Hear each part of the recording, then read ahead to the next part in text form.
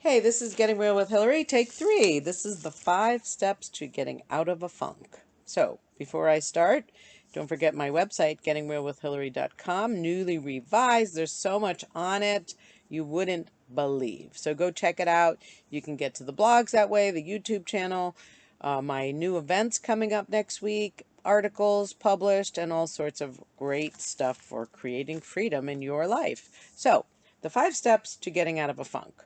So I'm going to use what happened yesterday. So the number one step was I had to recognize that I was in a funk. I was so overwhelmed.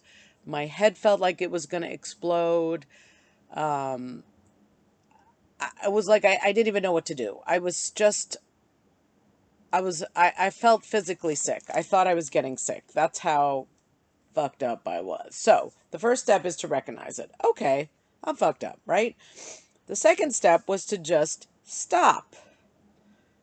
Now, for hours, I had been going and going and trying to get everything done. And, my daughter was here and she was leaving, but she wasn't leaving. And I just was like, I literally thought my head was going to explode. So when she finally left at 5, I could just stop and go, oh my God, what is wrong with me? And I could see that I was resisting the experience. I did not think I should be that way, so I wasn't allowing myself to get present. The next step would be to stop resisting. So when I stopped resisting, I just got sad. I was sad. That's usually what's underneath my either anger or busyness or something. I was just sad. I was sad that she left, that we don't know what the future will hold, that we don't know how to deal with my mom who's 90. Do we stay away? There was just a lot of things that had built up in my brain that I wasn't dealing with. They were just in there. So this was my chance to get present to them. It's actually the chance right now to start sharing and saying what I don't think I should say. And this is, my 4 steps: sharing, saying what you don't think you should say. 3 is not resisting your experience, which I totally was.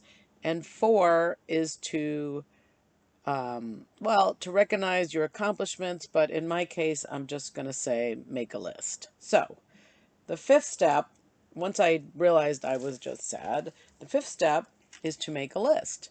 And rather than just feel the overwhelm, actually make a list. And I could see I have a lot going on right now. I have new recruits starting at my job. I have my interns who have been working really hard and are about to be done. I have my children who, my son has moved in with me. My daughter was here all weekend. And that was, I got to see how I don't speak up and how things didn't work for me. And so I'm learning that. That's also part of my new found freedom. And it's new. So I'm not quite there yet. I have work that I should be doing. I have this getting real stuff that I'm working on. I have a bunch of programs that I am participating in where I have commitments to do. And then I have people, if they call me, all of a sudden I'm thrown back into overwhelm. Oh my God, I got to call them back. And I could see, you know what? I could just say, hey, can we talk Saturday? I don't have really the space until Saturday. So making a list, making a plan, and then scheduling all the things you have to do can help you to go back to enjoying your life, finding some freedom, and having life work. But when I was just in the overwhelm and just there, all I could think was, I'm sick. My head's gonna explode. What is wrong with me? And I really didn't know what to do. So, hopefully these 5 steps can help you if you're feeling well, we can call it in a funk. I call it fucked up. I was so fucked up yesterday. It was unpleasant. But once I started, you know, getting out of my head, and these videos helped me, but I was on a course and I was thinking everybody was just an idiot and totally like, why am I wasting my time? So I started texting someone Like, are you going crazy? And she's like, no, I'm just laughing. So, anyway, by getting into the dialogue of it with her, I got to what we call get off it and find the humor in life again. So, it's a lot of things, a lot of, sharing always helps. Getting out of your head and into dialogue helps. And we'll just put that in with, I don't know. That could be step 6, 7, and 8. Sharing, saying what you don't think you can say, and coming back to life. But I'm not. I'm going to just call it 5 steps anyway. Hope there was something valuable here for you. Again, don't forget gettingrealwithhillary.com.